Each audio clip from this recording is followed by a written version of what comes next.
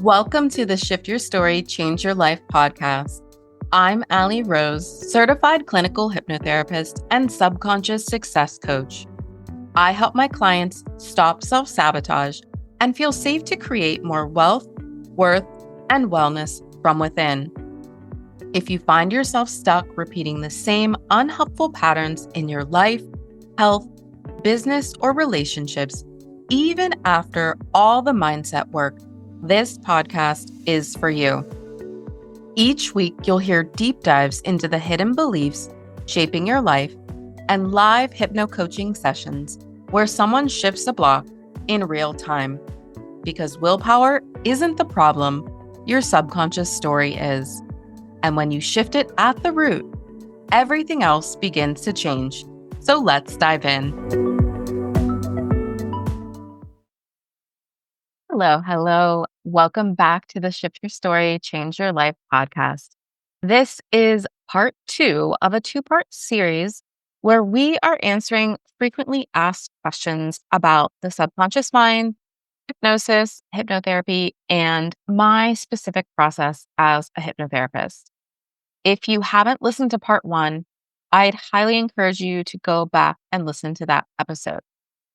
Before we dive into the conversation between Sophia and I, one of the questions that's come up after people listen to part 1 is, can you explain the difference between the conscious and subconscious mind? So I want to keep this really simple.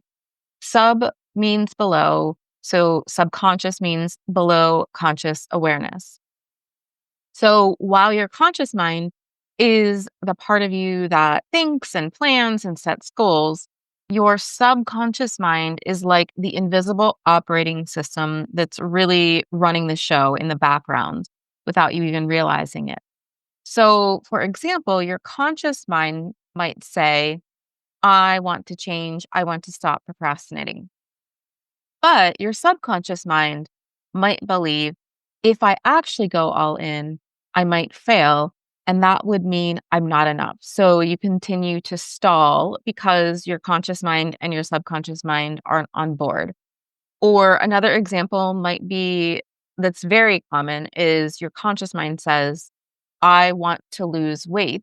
But your subconscious mind learned somewhere along the way that food equals comfort, safety, or even love.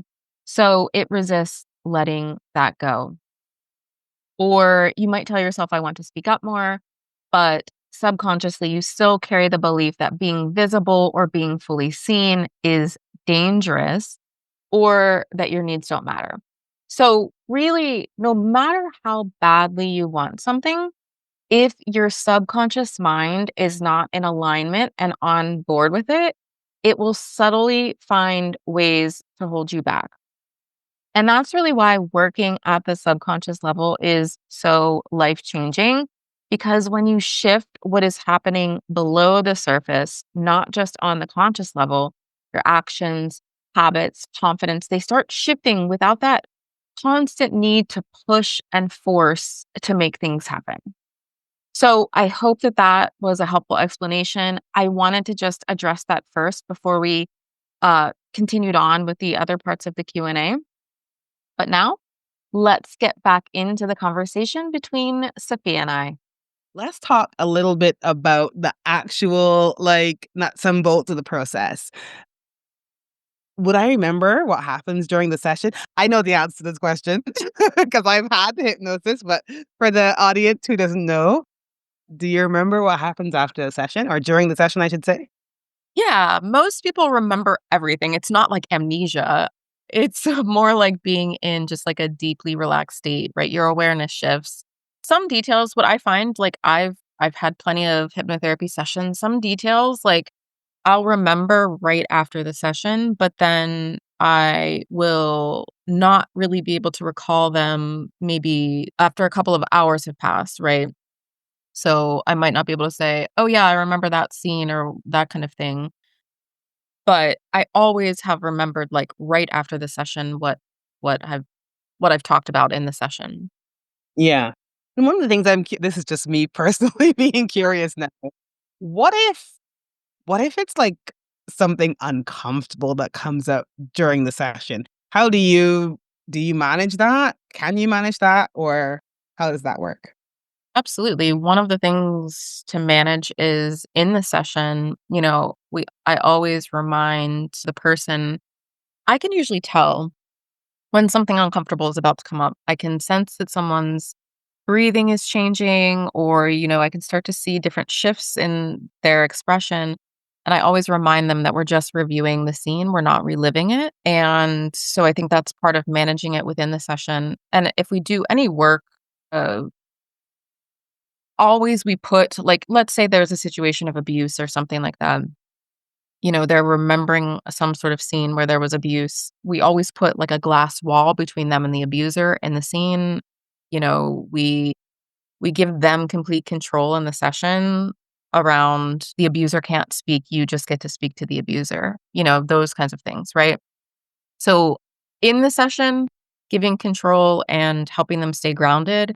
And then post session, I mean, I should even say pre session, I always give everyone a pre session safe place hypnosis audio recording to listen to. And so, that's always there for people to go to. Yeah. So there are ways to manage those things, and then always leave time at the end of my sessions for people to be able to process through what came up in the session. If it's something that they, haven't thought about in a long time, there's space at the end of the session for us to process. And I treat each person individually. So it's kind of like if they need an additional, just a session to kind of process even more, we can have that. So, Okay, good. Good to know. So, can hypnosis be done online? This was one I was fascinated by. yeah. What do you think? Well, I know because I did it online, but Right. no, because I asked because I think I could see that, right? Like I said, my first sort of like experience with hypnosis was going into someone's office. Like I said, these were the guys who did the hypnosis for the dental patients and stuff like that. So, you know, and also there are times I should probably just say this, otherwise this will make no sense. I'm actually a dentist, right? And one of the times that I don't know if I call it hypnosis, but like when have patients who I'm doing different types of sedation with, one of the methods that we use is like not like a hypnosis, like how you do it, but like a hypnotic suggestions just for relaxation. Right. And I couldn't imagine, I guess because I'm so used to working with people face to face, I couldn't imagine how it would work online. Yeah, so virtual hypnosis is just as effective as in-person sessions. I've done 99.9% of my sessions virtually with people all over the world. So as long as you're in a quiet, comfortable, safe space with good audio where you can hear me, the experience is nearly identical to if we were sitting together in person. And many people actually prefer online hypnotherapy sessions because they can just be in their own environment. So, Mm, yeah, it's pretty much yeah. identical. Yeah. That's yeah. Like I said, I knew that after I did it, but before I did it, that I found that to be so wild. Like I can't believe you can do that online, but technology is great for that. How long does the hypnosis last? So, a single hypnosis session is typically like 90 minutes to 2 hours. And as I said, as I referenced earlier, I often work with people for 3 rounds, and I won't get into too many details, but a round includes many different things. So there's pre-work, the actual session itself, post-work, and then the hypnosis audio recording that I send to someone. So, and I think I said like, you know, 3 months, 4 months, some people spend 6 months. It just depends on the cadence that someone feels, that they've integrated something and, what they want to work on next. Okay. So we talked a little bit earlier about hypnosis and weight loss. So you said obviously you have some people who feel like they look back and they reflect and they can see it working afterwards. So does hypnosis actually work for weight loss? And I'm curious a bit around how that works. Yeah, absolutely. But it's not this snap your fingers, lose 50 pounds kind of way that I think a lot of people want it to work. I mean, weight loss is one of those things where people want immediate results. I mean, that's just the way that our culture is. We want the instant results. So, Hypnosis really helps by rewiring emotional triggers, reducing cravings, shifting subconscious associations with food and exercise. But it's obviously most effective when it's combined with like healthy lifestyle changes, right? And really, I think I said this in the last episode, but if I haven't, you will hear me say this over and over again. It's really about making those behaviors feel easier and more natural, right? So that Mm, you don't have to constantly be fighting with the food noise in your mind, right? And as I said, like so far, my most successful weight loss clients, 30, 40, up to 50 pounds. And really the marker of success for me is that they've kept it off, that mm, it wasn't this yo-yoing kind of thing, and they've kept it off. yeah. Okay.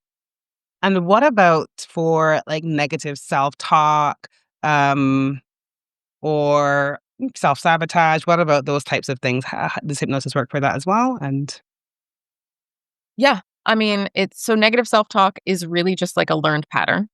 It's just it's like when you go to the grocery store and there's grocery store music on in the background, you don't really notice it, but it's there.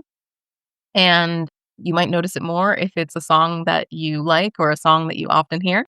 And so that's really what negative self-talk is. It's just those patterns and that music buried in the subconscious. And so hypnosis can absolutely help to rewire those automatic thoughts and replace them with more empowering beliefs. So over time, the shift makes it easier for someone to speak with to themselves with kindness instead of criticism. mm, okay. So this is a question that I've had for a while, and it's around hypnosis and spirituality. I have a friend who really wanted to train as a hypnotherapist, and she got so far through the program and then she stopped because she felt like it was not it went against her faith and her beliefs. And we didn't really talk about it much because almost didn't even know what questions to ask her. But I could ask you. Is hypnosis okay for people who are very spiritual, and what's the interplay there? Like, you're a spiritual person, I know, so hopefully.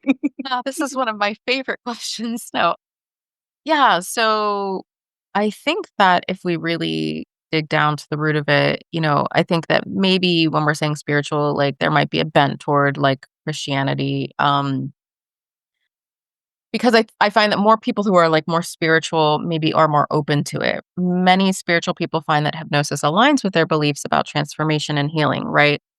Hypnotherapy, hypnosis, it's not tied to any religion. It's simply a tool to access the subconscious. So I feel like if anything, hypnosis can deepen spiritual practices by helping people overcome the mental and emotional blocks. And what I find that a lot of pushback that I get is from Christians. And so, one of my favorite verses or ways to respond to that is, in Romans 12:2, it says, be transformed by the renewing of your mind. And that is exactly what we're doing in hypnotherapy. So I think it aligns very much with spiritual practices.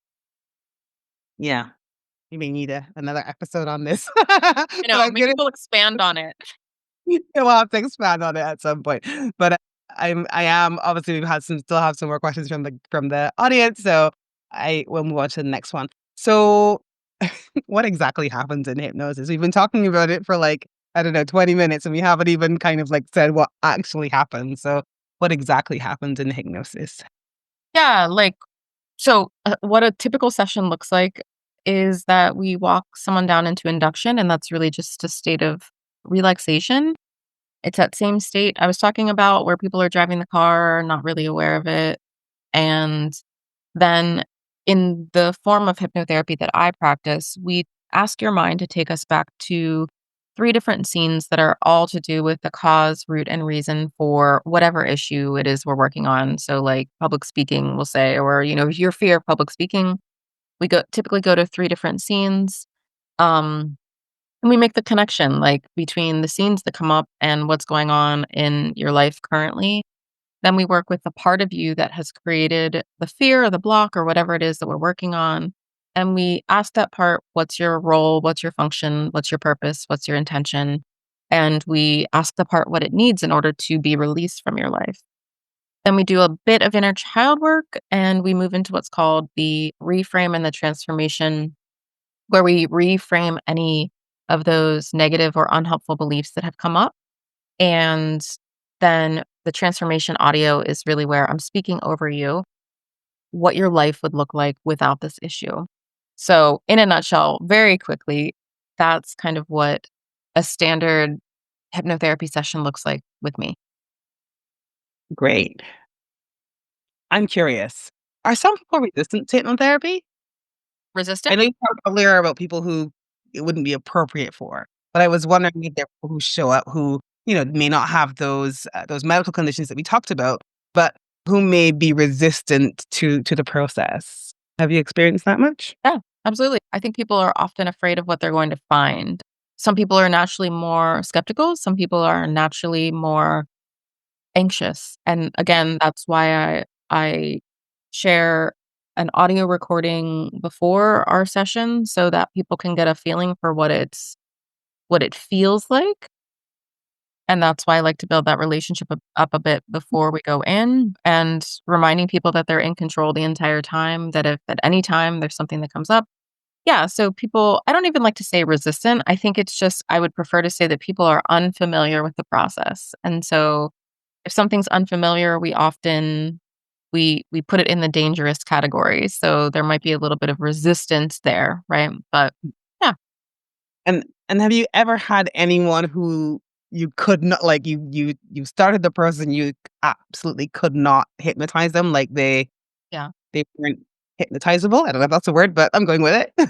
sure. Yeah, one person in my, you know, I've done hundreds and hundreds of sessions at this point, and um only one person ever who the anxiety level was too high. Um and yeah, I mean, I think that we could have gotten there, but I think that at that point in time, I think, we just decided that maybe now wasn't the right time for this person. And that's okay, right? Like it's not for everyone. And that doesn't mean that there was anything wrong with them or anything like that. I just think that it was just a heightened state of anxiety. So, Yeah, yeah, and I get that. And so if someone said, "Ah, I wanna do this hypnosis process, but I'm a little bit afraid or I'm a little bit anxious," what would you say to them? I would say that's normal and natural. Our brain's entire purpose is to keep us alive and safe, and so that's normal, it's natural, but, I'd really wanna encourage people to think about it just kind of like, we all have software updates on our computers. It's kind of like updating the software in your brain. Our subconscious mind runs programs, beliefs, and habits that were installed, over time, some helpful, some not, right? Like, it's really helpful that we don't consciously have to think about breathing all the time, but it's not super helpful for other patterns and things to be running. So, hypnosis just really helps you to rewrite the beliefs and the thoughts and the patterns that are no longer serving you. It's really updating that software. So, and again, I would say it's natural, it's normal, it happens all the time, it happens every day in your life. You just don't call it that, you don't point it out. Mhm. Okay. That's great. And yeah, I've gotten to the end of the listener questions, and I've gotten to the end of my own questions. So that was a really great to get to know a bit more about the different ways that hypnosis can be used and also can help people to make those changes in their life, to overcome those blocks and to rewire patterns that, as you said, just may not be serving them anymore. Yeah, absolutely. It was fun. I love it. We'll do more Q&As. Absolutely. So, Yes. Yeah, I love a good Q&A. And yeah, that it's always good. Sometimes I have questions that I didn't even know I had. So it's great, right. I think, to do those Q&As and you kind of get some information that you may not have known that you needed.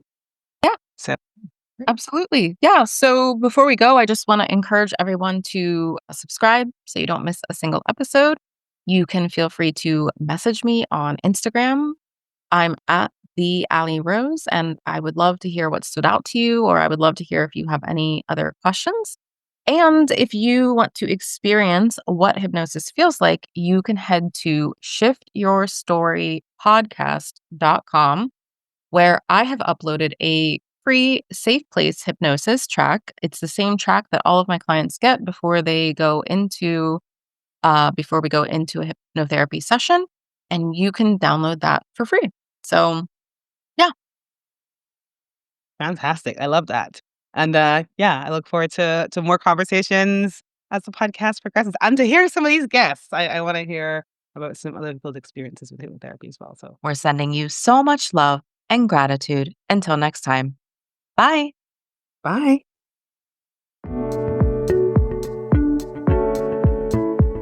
Thank you so much for joining us today for this episode of the Shift Your Story, Change Your Life podcast. If today's conversation sparked something in you, I'd love to hear about it. Feel free to send me a message on social media. I'm at the Allie Rose on both Facebook and Instagram. And if you want to be coached on a future episode or explore what it would look like to work with me one-on-one, head over to shiftyourstorypodcast.com. And if you never want to miss an episode, make sure to subscribe and leave a rating and review. It helps more people find this work. Until next time, keep shifting, keep growing, and most importantly, I want you to remember that your story isn't set in stone. You always have the power to shift it.